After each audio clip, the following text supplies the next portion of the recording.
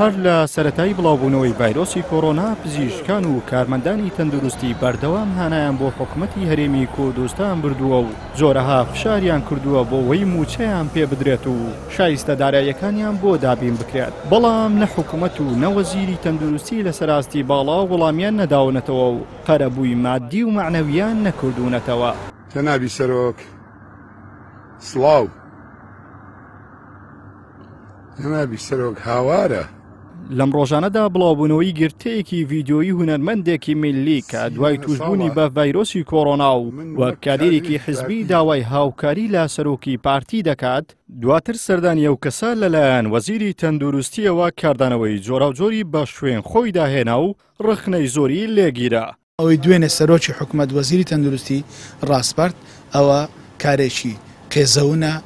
لەو چوارچیوەیەدا ڕۆژنامەنووسێک دەڵێت وەزیر لەم دیمەنەدا ڕۆڵی بەرپرسی لق و کۆمیتەیەک دەبینێت، نەک کار بەدەستێکی گشتی.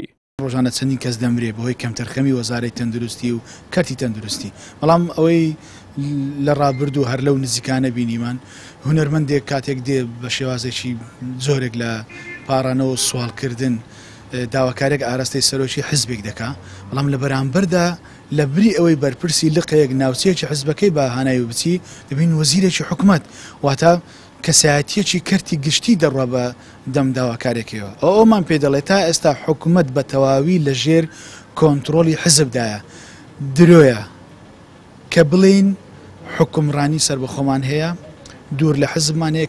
هەر لەسەر کاردانەوەکانی چوونی وەزیری تەندروستی بۆ لای و هونەرمەندە میلیە بە ڕاستپاردەی سەرۆکی حکوومەتی هەرێم، سکرتێری یەکەتی کەمەندامانی کوردستان ڕوو لە دەسەڵاتی سیاسی هەرێم دەکات و دەڵێت ئێوە بڕواتان بە ماف نییە، ئەوەی بڕواتان پێێتی ئەوەیە خەڵک سوڵتان لێ بکات و چاو لە دەستان بن و لێتان بپاڕێنەوە. دیارە من دوای ئەوەی کە یەکێک لە هونەرمەندە میلیەکان یەکێک لە بەندبێژەکانی دەسەڵات تەنها لایفێکی بڵاو کردێتەوە بۆ جەنابی سەرۆکە فریای بکەوێت لە بەرەوەی کە ژیانی نەهامەتیە و پارەی پێنیە.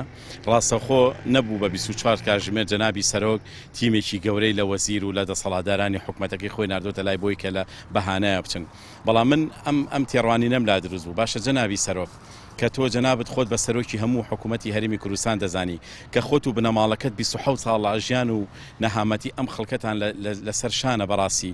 باشە 27 ساڵە کەمەندامان هاوارەکەن، ئێوە لەکوێن؟ بۆ وەڵامێکی کەمەندامان نایەنەوە، بۆ وەڵامێکی مناڵێکی شە لە دەماغ نایەنەوە. ئێوە ئەتانەوێت دوو لایەنە، لایەنێکی ئەوەیە ئەمانە نایەنێت داوای ماف و داوای یاسایی خۆتان لێ بکەیت، ئەمانە ئەیانێت تۆ سواڵیان لێ بکەیت، تۆ داوای سوال بکەیت، تۆ بگری بەدەستیانەوە، تۆ بڵێ تخوا فریام بکەوە، تخوا نانێکم بەرێ. ئەمان ئەیانێ هەموو خەڵک بەندبێژی ئەمان بێت، هەموو خەڵک دەهۆڵکوتی ئەمان بێت، ئەبێت تۆ بە هەموو ناشرینەکانی ئەمان بڵێ جوانە، ئەبێ بۆ تۆ بە هەموو فەسادیەکانی ئەمان بڵێ ئەمە گەندەڵی نییە، ئەمە شارستانیەتە. ئەمە یەکەم جار نییە پۆست و کەسایەتی حکومی بۆ خزمەتی ئەجندای حزب و دڵدانەوەی کادیرانی حزبی بەکاردەهێنرێت. بەگشتیش لە تۆڕە کۆمەڵایەتەکاندا چاڵاکانی مەدەنی هەڵوێستیان لە چوونی وەزیری تەندروستی بۆ لای توشبوویەکی ڤایرۆسی کۆڕۆنا وەرگرتووە و زۆری نەشیان دەڵێن ئەو سەردانە جێگای ستایش و دەستخۆشی بوو ئەگەر وەزیر بۆ پزیشک و کارمەندانی تەندروستی و کۆی هاوڵاتیان هەمان هەڵوێستی بووایە، نەک بەسەرکردنەوەکە لەلایەن کەسایەتیەکی حکومیەوە بۆ بەهانەوە چوونی کادیرێکی حزبی بێت کە داوای بەهانەوە چوونی لە سەرۆکی حزبەکەی دەکات. عیمران ئەمیر، کەناڵی ئاسمانی پەیام، هەولێر.